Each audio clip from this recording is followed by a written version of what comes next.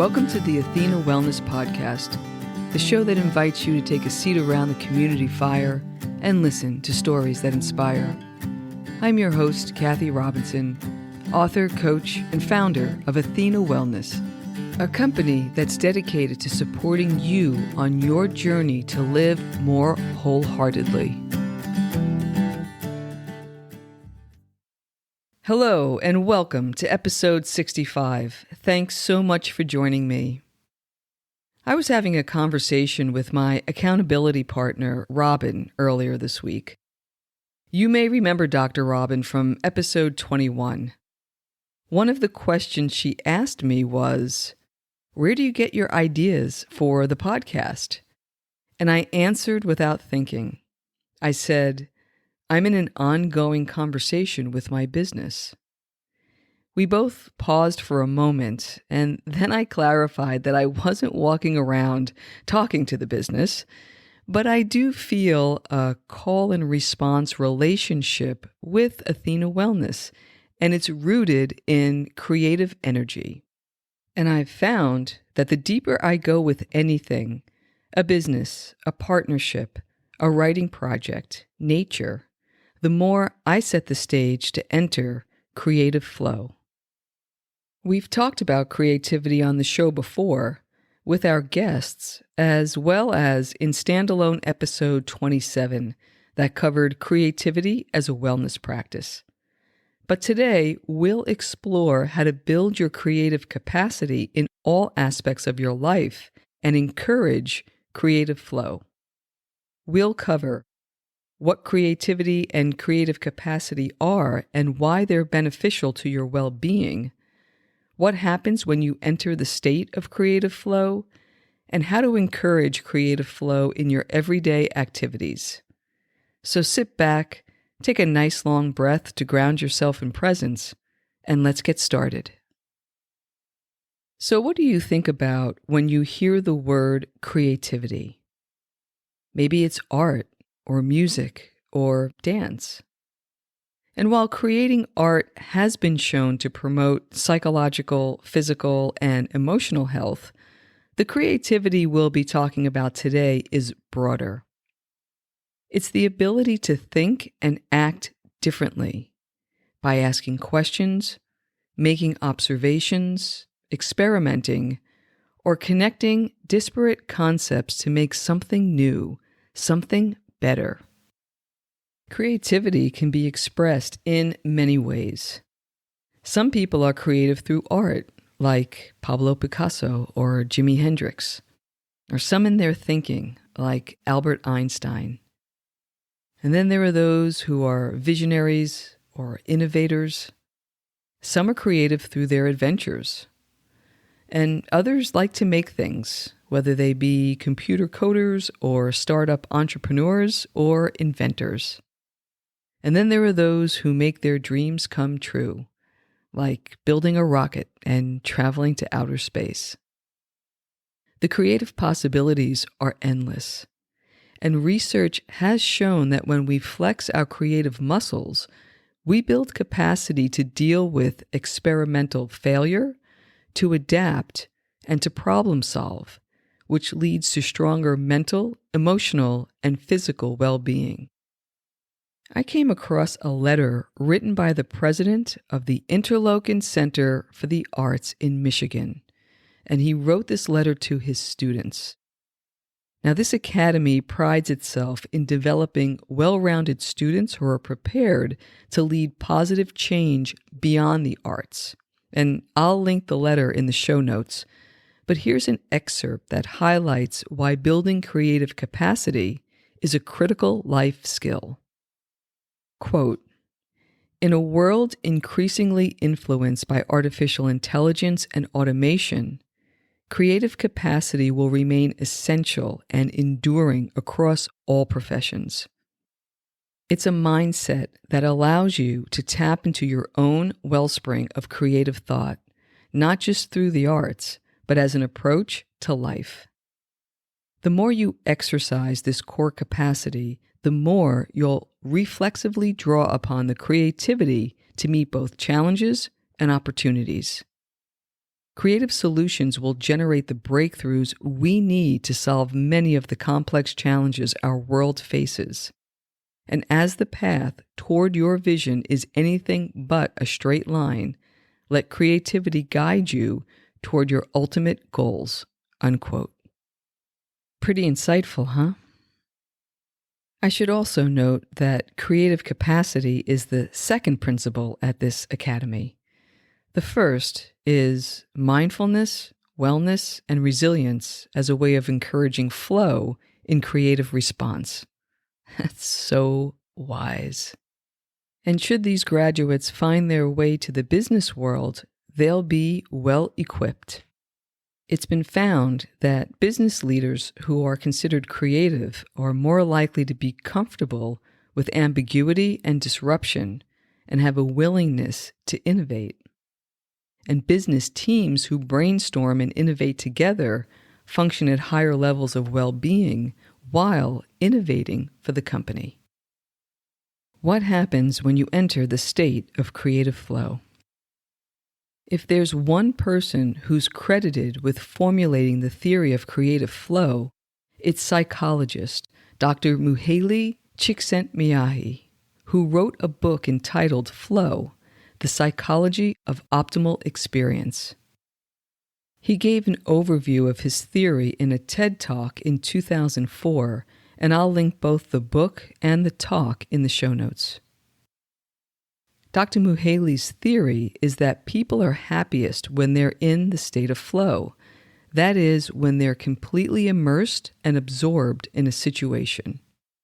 This is a highly focused mental state where performance and productivity soar effortlessly and we get lost in the creative activity. I'm sure you can recall a time when you've witnessed this. A pro athlete who's in the zone and can't seem to miss, or a musician who's just dialed into the groove and seems unaware of anything but the music. Perhaps you can bring to mind a time when you felt or feel the same, while physically training, during an awe-inspiring experience, or in the flow with your business or creative pursuit when things felt effortless, spontaneous, and enjoyable. When we're in that state, time slows, perception sharpens, and we're unaware of anything else. As Dr. Mihaly describes it, being in flow is when we're, quote, completely involved in an activity for its own sake. The ego falls away. Time flies. Every action, movement, and thought follows inevitably from the previous one, like playing jazz. Your whole being is involved and you're using your skills to the utmost, unquote. So here are some characteristics of the flow state. There's complete engagement and involvement in the task with high levels of focus and concentration. There's a sense of transcendence, that ecstatic feeling we get when we're just outside of our regular sense of reality. There's an inner knowledge we tap into, giving us a sense of what needs to be done and how to do it. That knowing comes from practicing the skills needed to perform the activity and then knowing it's doable, even if it's a stretch. And there's an egoless sense of inner peace in that knowing. There's no sense of time or awareness of physical needs like hunger, and there's no goal beyond the activity itself.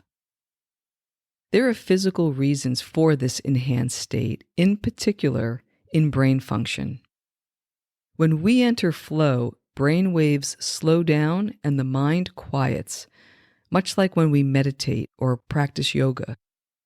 Also, a mood-enhancing cocktail of chemicals are released, endorphins, serotonin, and dopamine, which impact creativity, as well as pleasure and well-being.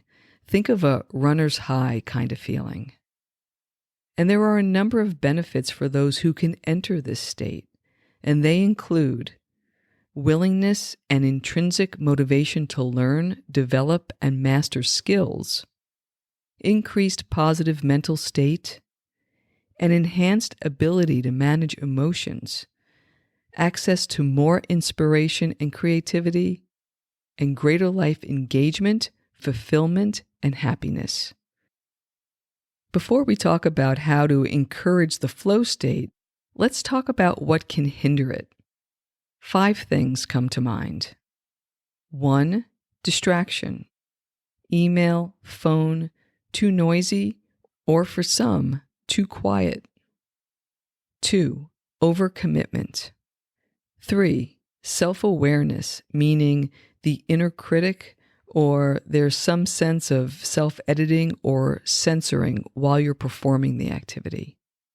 4 is fatigue, and 5 is disengagement. Here's how I handle these hindrances to flow. Distraction is my number one derailer, hands down. I am constantly finding ways to keep my focus, such as writing with a virtual group each weekday from 8 to 9 a.m. I routinely get lost during these writing sessions, and I'm always surprised when 9 o'clock comes around. For the inner critic, I think the best way to deal with that is practice. The more time you spend doing an activity, the better you get at separating the creative process from the improvement process, which is the editing and the evaluation phase. Regarding overcommitment, fatigue, and disengagement, there were numerous times in my corporate career when I was dealing with all 3, yet I still could get lost in a work project, especially later in the evening after everyone else went home. I would look up from my computer and be shocked at how much time had passed. And while it's good to keep overcommitment, fatigue, and disengagement in mind, it's been my experience they don't preclude the flow state. When we create, our spirit is engaged, and it brings presence and well-being into our lives. When we enter flow state, we become more productive and creative, so it's worthwhile to think about how to invite creative flow into our everyday activities and even redesign how we operate so we can feel and perform at our best. Here are 5 things to consider. 1. Focus. As I mentioned, this is the one I wrestle with the most. Some of my strategies include preparing for the activity in advance and scheduling the time. For example, I prepare for my morning writing sessions the night before. I decide on the topic, and I have my writing materials near my computer. I set the coffee pot, lay out my workout clothes, and know what time I need to wake and work out so I'm ready to write at 8 a.m. All of this helps me not to expend unnecessary mental energy in the morning. 2. Structure. As someone who thrives with organization and simplicity, I love this one. It may seem counterintuitive. You may think that structure would dampen flow. But for some, myself included, having a clear game plan gives the left brain something to latch onto while the right brain roams.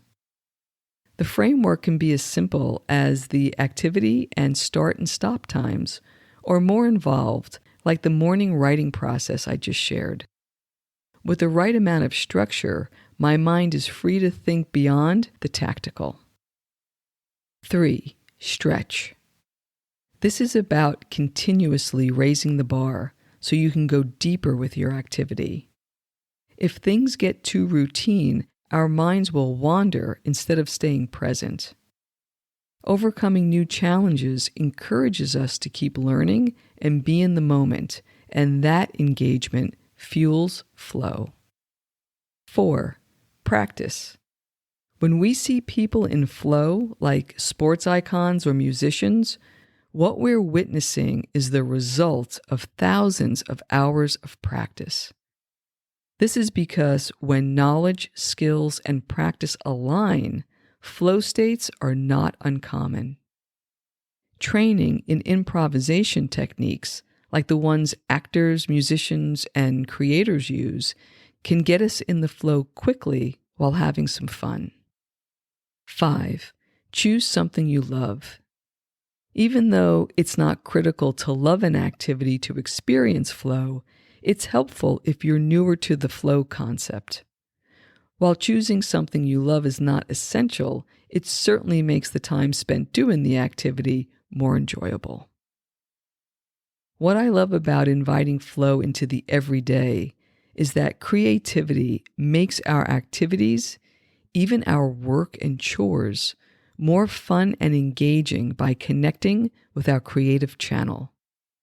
Challenges become problem-solving opportunities, and our activities bring a sense of newness and aliveness as we connect with deeper currents in our lives. And yes, you may even find yourself entering into a conversation with your business or your life to get a sense of what's working, what's not working, new ideas, new connections, new possibilities, and new ways of being in flow. I'd like to leave you with 3 quotes today. The first is from author Mary Lou Cook, who said, "Creativity is inventing, experimenting, growing, taking risks, breaking rules, making mistakes, and having fun."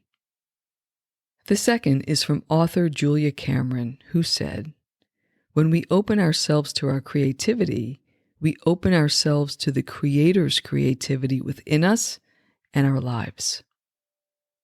And the third is from Chinese philosopher Lao Tzu, who said, "Be still like a mountain and flow like a great river."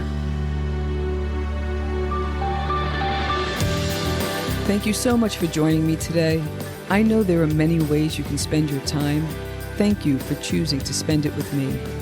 Until our paths cross again, be kind to yourself and show your warrior spirit some love.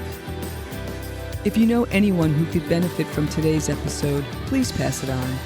And many thanks for supporting the show by subscribing and leaving a review. It means a lot, and it helps others find their way to our circle. If you'd like to access the show notes, have a question you'd like addressed on a future episode, or would like a transcript of this episode, visit www.athenawellness.com/podcast. Until next time, be well.